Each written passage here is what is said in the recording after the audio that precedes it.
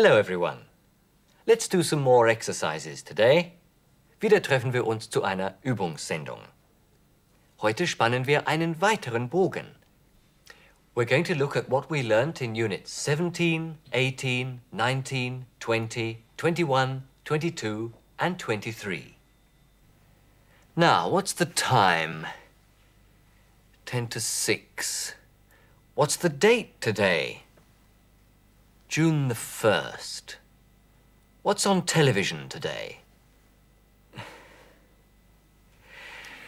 Das sind alles Fragen, die auf das Jetzt, auf die Gegenwart zielen. Aber was eben noch Gegenwart war, ist bald wieder Vergangenheit. Eine Zeitstufe der Vergangenheit ist das Simple Past Tense, die einfache Vergangenheit. Listen to this. Did you have a nice time in Scotland? Oh, I had a wonderful time. The weather was lovely. What did you do? Oh, we did a lot of things. Der Besuch in Schottland ist vorbei. Daher das Simple Past Tense, das bei regelmäßigen Verben mit ed gebildet wird. To enjoy, I enjoyed my visit. Bei unregelmäßigen Verben nimmt das Verb in der Vergangenheitsform eine eigene Form an. To go, I went to Edinburgh. Bei der Frage verwenden wir did, die Vergangenheitsform von do. Did you enjoy your visit? Did you go to Edinburgh? Dieses Simple Past Tense ist die eigentliche Erzählform der Vergangenheit. Wenn Sie schildern wollen, was sich der Reihe nach ereignete, gebrauchen Sie diese Zeit. Listen once more. I went to primary school in Croydon. I stayed there for 6 years. Then I went to a secondary school in Greenwich. She went to primary school, she stayed there for 6 years, then she went to a secondary school in Greenwich. Alle diese Stadien in Janes Lebenslauf sind abgeschlossen. Es muss natürlich nicht immer ein längerer Bericht sein. Listen again. You remember, I visited my aunt in Edinburgh last weekend. Solche Zeitangaben wie last weekend, yesterday, 2 days ago machen besonders deutlich, dass das Geschehen der Vergangenheit angehört. Daher the simple past. Lassen Sie sich durch Ihre Muttersprache nicht beirren. Im Deutschen erzählen Sie Vergangenes oft im Perfekt. Ich habe letztes Wochenende meine Tante besucht. Im Englischen muss es aber heißen, I visited my aunt last weekend. Im Englischen können wir nicht sagen, I have visited my aunt und gleichzeitig last weekend. Denn die Zeitangabe last weekend verlangt die einfache Vergangenheit. I visited my aunt last weekend. Das ist übrigens eine Fehlerquelle für Englischlernende überall in der Welt. Let's practice the simple past tense with a few sentences. Sagen Sie, dass Sie gestern einen guten Film gesehen haben.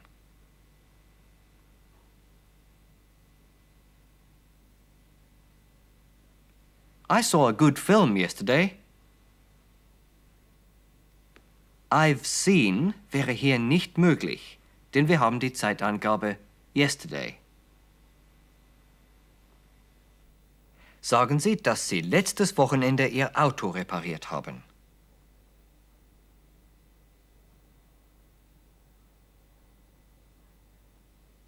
I repaired my car last weekend.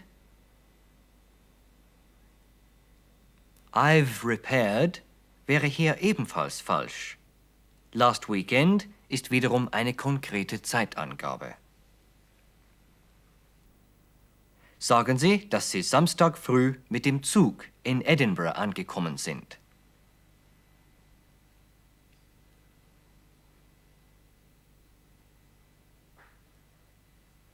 I arrived in Edinburgh on Saturday morning by train. I've arrived wäre hier ebenfalls falsch, denn Saturday morning ist eine genaue Zeitangabe in der Vergangenheit. Die nächste Zeitstufe der Vergangenheit, die Sie kennengelernt haben, das Present Perfect, hat im Gegensatz zum Simple Past einen deutlichen Bezug zur Gegenwart. Listen to a little scene from Unit 21. Please excuse me. Another guest has arrived. Another guest has arrived. Es heißt nicht arrived, sondern has arrived. Der Gast ist gerade angekommen. Er ist noch anwesend. Also present perfect. Nehmen wir an, jemand, ein Detektiv vielleicht, notiert für einen Bericht Another guest at 9:30. Ein weiterer Gast kam um 9:30 Uhr oder ist um 9:30 Uhr angekommen. Was überwiegt nun? Der Gegenwartsbezug, er ist noch da, oder die Zeitangabe, die das Simple Past verlangt? Entscheidend ist die Zeitangabe at 9:30. Also, another guest arrived at 9:30. Die Zeitangabe hat den Vorrang. Now it's your turn. Sagen Sie, dass Sie Ihre Fahrprüfung bestanden haben.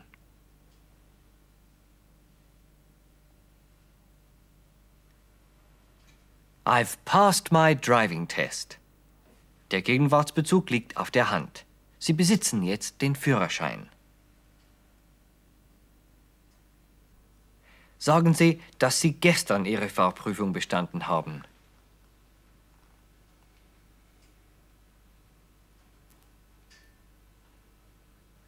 I passed my driving test yesterday.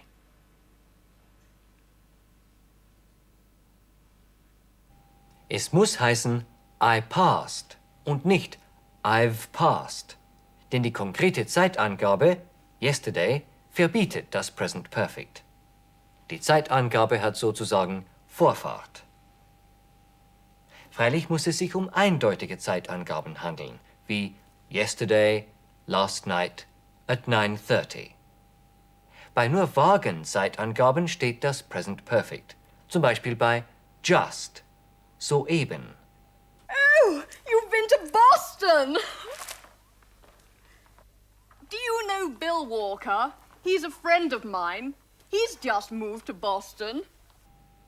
Unbestimmte Zeitangaben, wie zum Beispiel just, soeben, never, noch nie, always, schon immer und before, schon einmal, bilden eine Art Brücke zur Gegenwart. Deshalb verwenden wir das Present Perfect. Eine besonders starke Brücke zur Gegenwart sind Zeitbestimmungen, die mit for oder since, seit, verbunden sind. Listen to this. Hello, Russell. Hello, Graham. Nice to see you again. Have you been here before? No, I haven't. I've never been here before. I've just arrived from New York. From New York? Do you live there? Yes, I've lived there for 3 years. And you've come back to Britain today. I've lived there for 3 years. Ich lebe seit 3 Jahren dort. Russell lebt weiterhin in New York. Damit seit eine ununterbrochene Zeitspanne ausgedrückt wird, steht das Verb häufig in der Continuous Form. Russell hätte also statt I've lived there for 3 years auch sagen können I've been living there for 3 years. It's your turn now. Sagen Sie, dass Sie seit 9 Monaten Englisch lernen.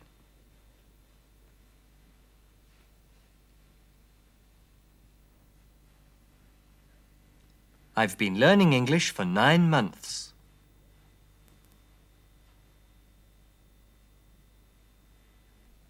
Sagen Sie, dass Sie seit vorigem Jahr Englisch lernen.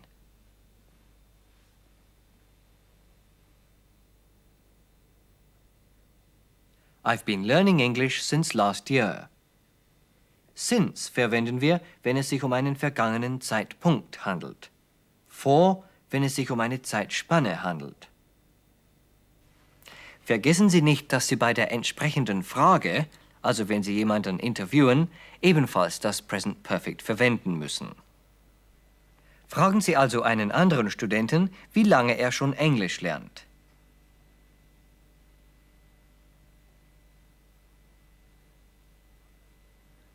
How long have you been learning English? How long? Wie lange schon? Sie nehmen sozusagen die zu verwendende Zeitform, das Present Perfect, mit der Frage vorweg. Denn die Antwort lautet, wie Sie bereits gesehen haben, I've been learning English for 9 months. Oder I've been learning English since last year.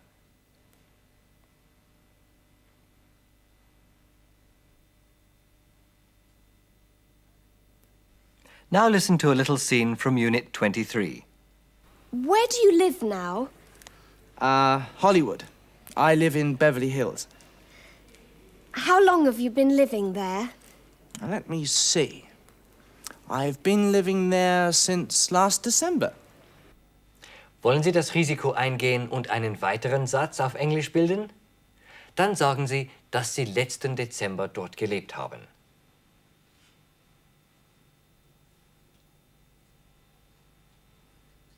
I lived there last December. Ganz einfach verwenden wir hier das Simple Past, denn Sie leben nicht mehr dort. If you got that right, congratulations. If you didn't get it right, never mind. I'm sure you want to see our text now. Here it is. In Unit 23, you heard about a famous film star, Mr. MacDonald. This text is about a famous footballer. Listen first. Bobby Hurst is a famous footballer. He plays for Birmingham City. The season has only just begun, and he has already scored 6 goals for his club. His team has played 6 matches so far this year and has won 5 of them. Bobby was born in London. His father was a West Ham fan and gave his son a football for his 5th birthday. Later, Bobby became captain of the school football team. When he finished school, he was so good that Arsenal, another London club, asked him to join them. After a rather bad start, he moved to another club, Newcastle United, where he found his form again. 4 years ago, Bobby married Sheila King, one of the club's secretaries.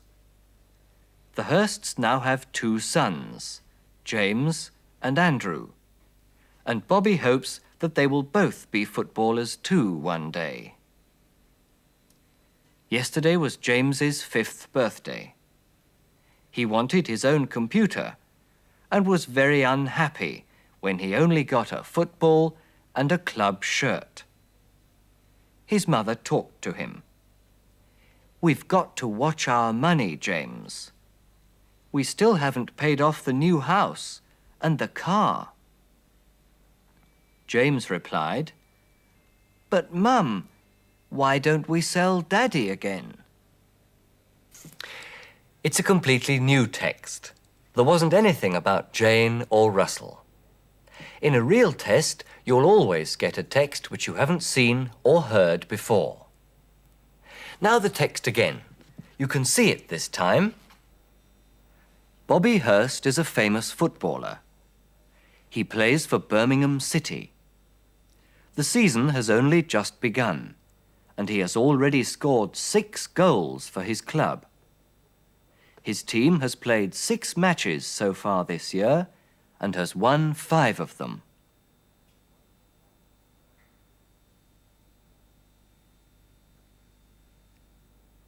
Bobby was born in London. His father was a West Ham fan and gave his son a football for his 5th birthday. Later, Bobby became captain of the school football team. When he finished school, he was so good that Arsenal, another London club, asked him to join them.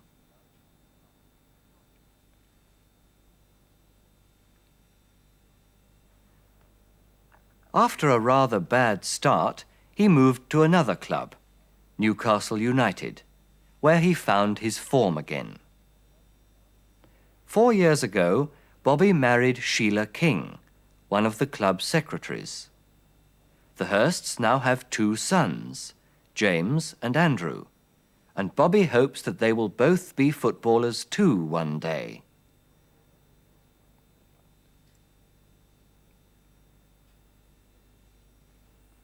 Yesterday was James's 5th birthday. He wanted his own computer and was very unhappy when he only got a football and a club shirt. His mother talked to him. "We've got to watch our money, James. We still haven't paid off the new house and the car." James replied, "But Mum, why don't we sell Daddy again?" I'd like to see whether you understood the text, so I'll ask you a few very simple questions first. The answers are all in the text. For each correct answer, you get 1 point. 1. What club does Bobby play for?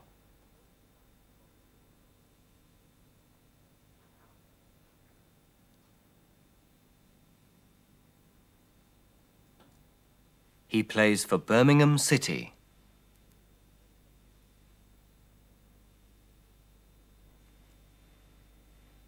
2. Is it the beginning, the middle, or the end of the football season?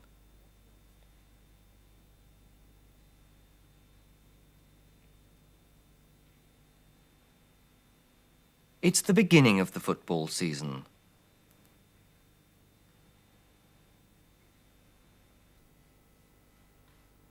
3. How old was Bobby when he got his first football?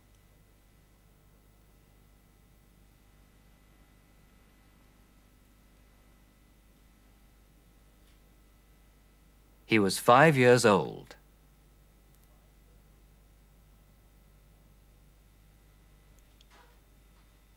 4. Why did Bobby leave Arsenal?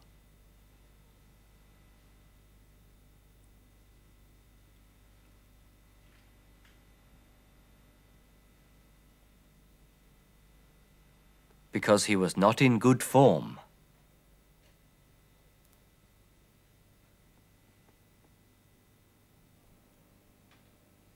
5. What did Bobby also do while he was in Newcastle?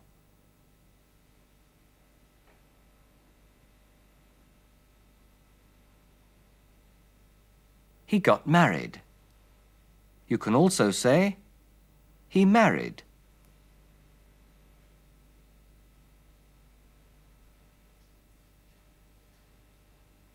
6. How long has Bobby been married now?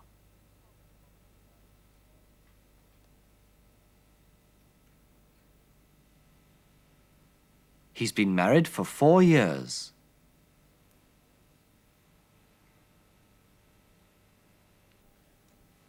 7.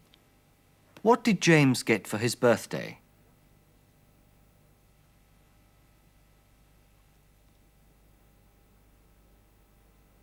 He got a football and a club shirt.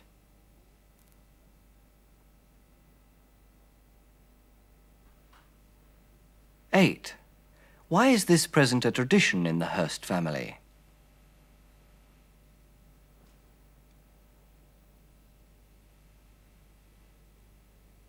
Because Bobby also got a football for his 5th birthday.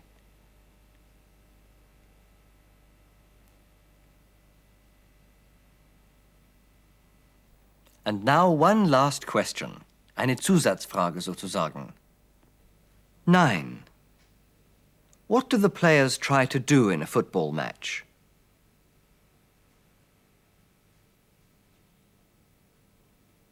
They try to score a goal.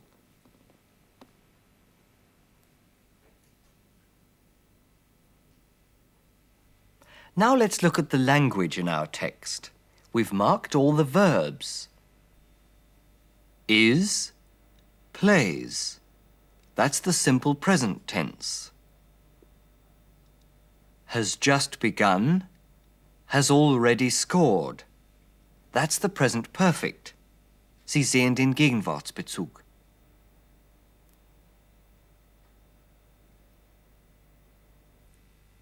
And this is the beginning of a story. Eine fortlaufende Geschichte wird geschildert. That's why we have the simple past in all these sentences.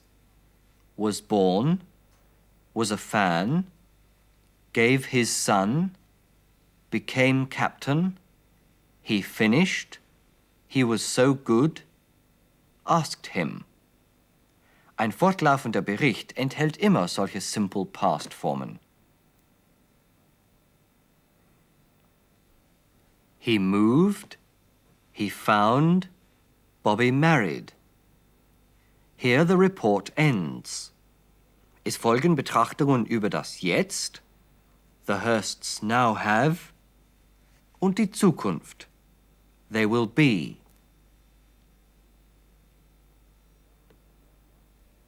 The last paragraph starts with a story again. That's why we get the simple past. Was, wanted, was very unhappy, he only got, his mother talked to him, James replied. Der Dialog hat wieder Gegenwartsbezug. Daher das Simple Present, we've got to watch, und das Present Perfect, we still haven't paid off.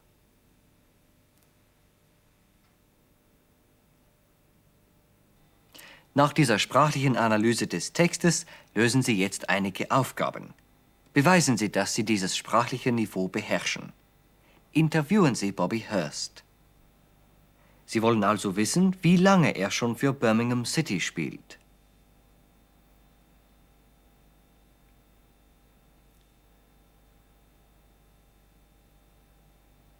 Have you been playing? How long have you been playing for Birmingham City?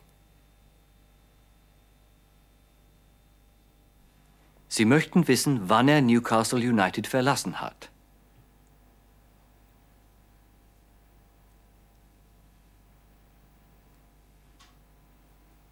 Did you leave? When did you leave Newcastle United? When fragt nach einer bestimmten Zeit. Daher muss man das Simple Past verwenden. Sie wollen wissen, warum er damals zu Newcastle United ging.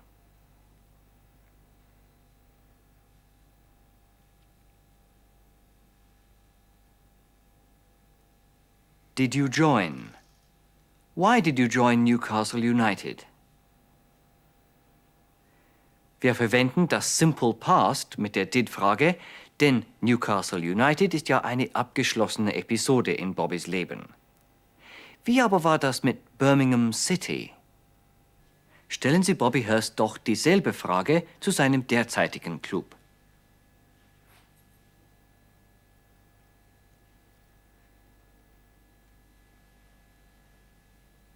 Have you joined? Why have you joined Birmingham City? Or, why did you join Birmingham City? Beide Fragen sind richtig. Mit have you joined betonen Sie den Gegenwartsbezug, denn Bobby ist ja jetzt bei diesem Club. Mit did you join lenken Sie das Interesse mehr auf die Entscheidung zu dem bestimmten Zeitpunkt.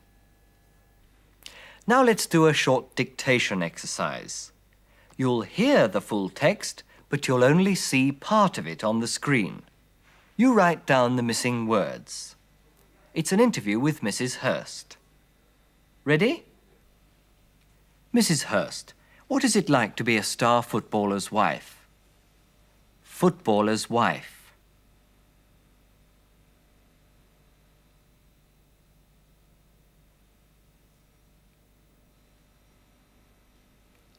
Footballer's wife. I really enjoy it. Enjoy.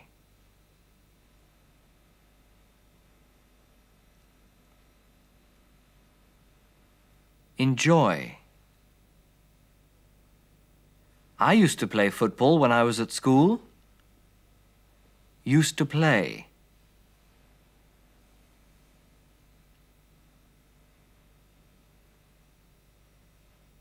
Used to play.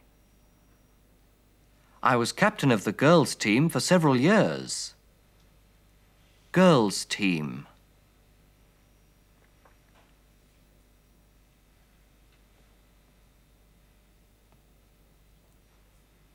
Girls' team. Several.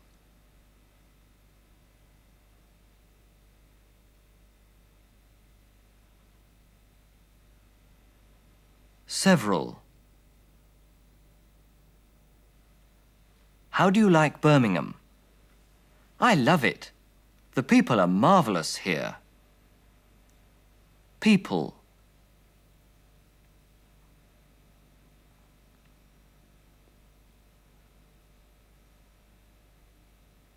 People. All our neighbours are so friendly. Neighbours.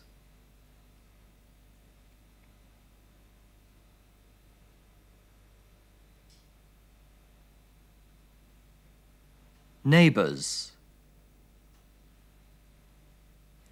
Friendly.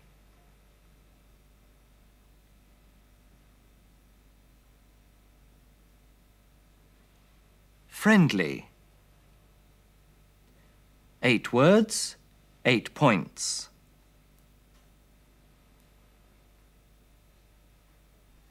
Before we finish, how about a little quiz on sport? Tell me what game you think it is. Is this football? Is it rugby? Is it American football?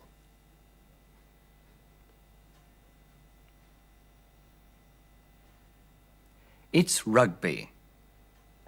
And this is a rugby ball. Rugby is very popular in Britain. And what about this game? Is it cricket? Is it perhaps hockey? Could it be baseball?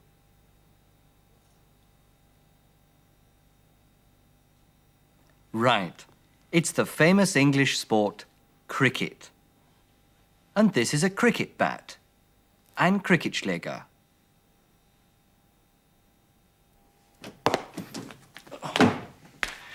When you're in England, you should go and see a cricket match.